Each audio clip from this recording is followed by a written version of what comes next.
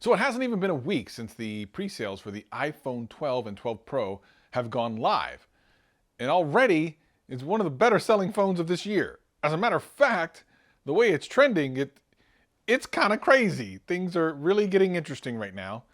But let's talk a little bit about why that's happening, at least why I think it is. And even I talked to some average consumers, those people that we talk about all the time on Tech YouTube, and got their reasonings why they are upgrading to the iPhone 12 and 12 Pro and the like, 12 Pro Max. Now, I gotta be honest, as I said in the last video, my last several videos, like for most people, you don't need to upgrade to the iPhone 12. There's just no reason to. But people are really excited about it. I want to dig into why. I'll tell you all about it right after this. This is, you listening to Travis. What up, players? Welcome back. And for all you new people, welcome.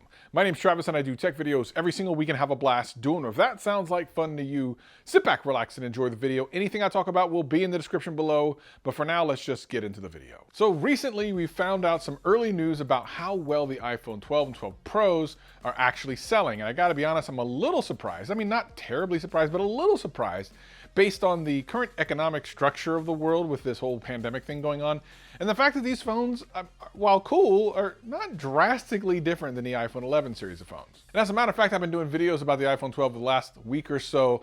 I'll leave a link for these videos in the description and the end screen because I've gone over different things like should you upgrade, some things you may have not even noticed about the iPhone 12 and 12 Pro that maybe you thought you're getting something you're not actually going to get, and some other things. So make sure you check out those videos. So at the end of those, I was just like, it's just another iPhone season. If you want new iPhones, sure, go get them. But the pre-sales have gone very well. Now, before I tell you the actual numbers, I think it's important to understand the context. If you look back to just earlier this year, the S20 series of phones from Samsung came out just around February.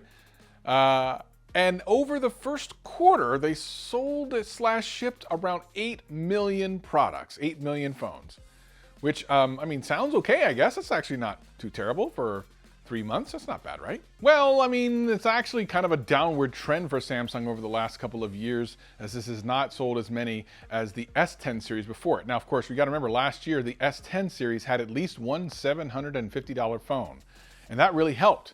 Everything from Samsung this year, as far as the flagship level, has been $1,000 and up, minus the S20 FE, which I did a review on. You should watch that video if you haven't. So you basically painted people into a corner with not so many options. This year, as you can see with the pricing structure of Apple this year, they have phones from $400 all the way up to $1,100.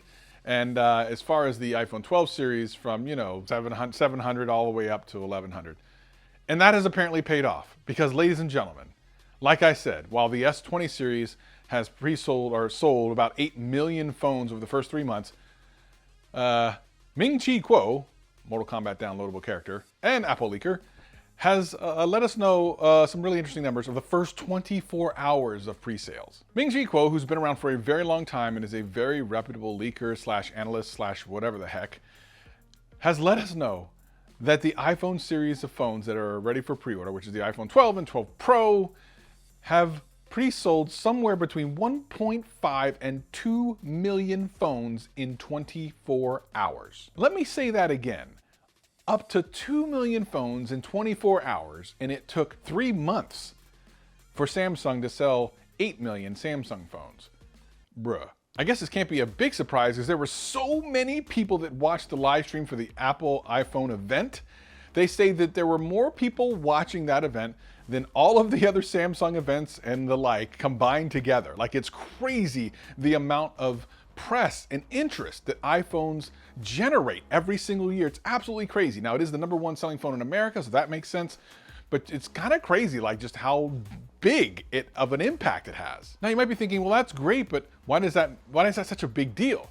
Because the iPhone 11 series of phones that came out last year didn't even have this many pre-sales, and the iPhone 11 is the #1 selling phone. So imagine what this is gonna be. For context, the iPhone 11 sold between 500,000 and 800,000 in the first 24 hours. And again, this one sold upwards of 2 million. I'm trying to wrap my head around this. So they're outstripping their own pace of pre-sales. Like, The amount of interest in this phone is beyond what I can figure until I started thinking it through. But before I get to that, I want to talk a little bit about why some of the other average consumers are actually picking up the iPhone 12. It just so happens I got a text from my brother Brandon, who is super excited about getting the iPhone 12 Pro, so I decided to ask him why. A little context behind Brandon's phone usage: he went from the iPhone 6 to the iPhone 10, and now he's going to the iPhone 12 Pro. He doesn't like changing smartphones, which is one of the reasons why he doesn't change phones very often. And one of the funny reasons that he actually is interested in it, not just because of the great trade-in deal that he's going to get through his carrier, which totally makes sense to me, is MagSafe, which I gotta say completely shocked me. You see, he says he uses his phone oftentimes when it's plugged in being charged, and of course the cable coming out of the bottom is a bit of a pain. But with MagSafe, you can actually have chargers attached to the back where it's not as big of a deal. And that's a thing for him. That's one of the reasons. Now, one of the benefits for everyone else who buys a phone not for these reasons is really simple. With so many sales of iPhones, you're going to see a whole bunch of new products, especially for those MagSafe devices. I think you're going to see third-party vendors already jumping on it. I think you're going to see even more of them once people hear how many of these phones sell. And since all of them support it, there's just a reason for all of these third-party manufacturers to create some really cool integrations. And like I said before, you should absolutely expect some sort of version of this on Android phones next year, because that's just the way things work. If Apple gets something that's kind of cool, all the Android phones get it too. So sure, some people might want this phone because it has MagSafe, which is really cool, and I think some of the third parties are coming out with some really amazing products for it, but I don't think there's gonna be that many people that are upgrading for that reason. My sister has the same reason that I normally do when I upgrade to a phone. She just wants the latest and greatest. So she's gonna get the iPhone 12 Pro Max, much like me. Deandra, shout out to you. We're going to be doing that thing. But that's still not a reason that most people, I think, are upgrading. I believe it's something more simplistic and probably a bad reason. Now, of course, like my brother said, there are some great trade-in deals, which is definitely going to help stoke the fires. But I believe one of the best reasons that people are going to upgrade for, at least the reason they think is best, is 5G. And Apple knows it. This is why they had Verizon on stage. People are waiting for the first 5G iPhone. They don't know what 5G is. They don't know what it's going to get them. They just know it's the next big thing.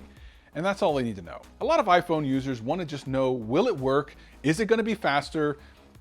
And how much is it? That's pretty much it. But when you tell them 5G and they realize they have a 4G phone, it automatically makes them think that their phone is obsolete because 4 is less than 5. And this is, I guess, kind of true, but as I've said on this channel before, I've done some tests between 5G and 4G, and generally speaking, right now, there's almost no difference. Quite frankly, you uploading and downloading pictures from Instagram or wherever the heck you are, Facebook, it's not going to be any different for you, by and large, at least not until 5G is built out even more.